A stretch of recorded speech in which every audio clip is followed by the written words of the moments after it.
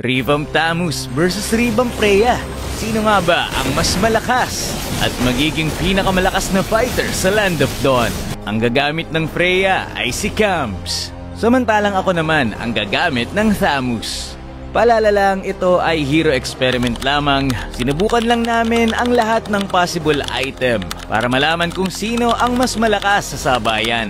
Sa totoong game, depende pa rin talaga sa gumagamit. Yung hero lang ang tinetest namin dito.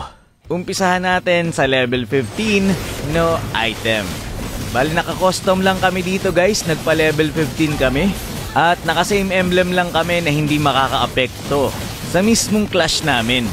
At ayun, ang nanalo sa no item ay si Freya. Dito naman tayo sa full damage item. Ito ang aming unang sabayan. Grabe, close fight, pero ang nanalo ay si Tamus.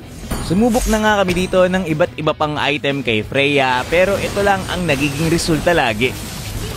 Tamus pa rin talaga.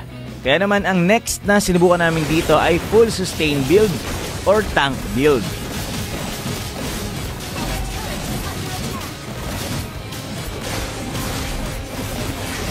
Grabe, halos hindi nagkakabawasan ang dalawa.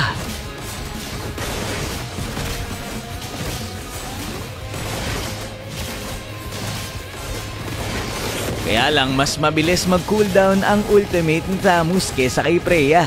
Kaya lumalamang na ako dito.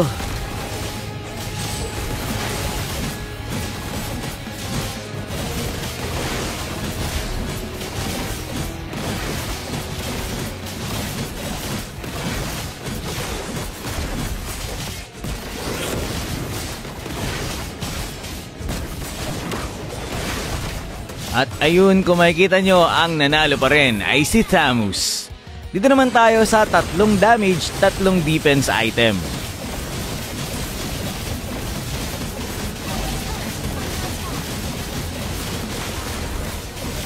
Grabe yung laban, pero panalo pa rin si Tamus. Eto na, dito na tayo sa any items. So ito, nag-experiment na kami ng iba't ibang items na pwede. At ito ang mga naging resulta.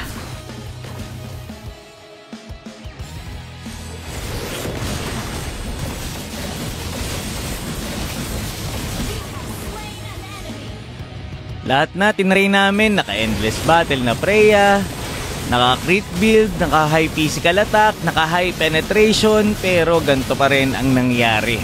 Tamus pa rin ang nananalo. Kaya masabi natin na si Tamus pa rin ang pinakamalakas sa sabayan kahit parehas silang na-revamp. Pero nga, experiment lang to guys, kaya depende pa rin yan sa gumagamit. Yun lang for this video, maraming salamat sa panonood and to God be the glory.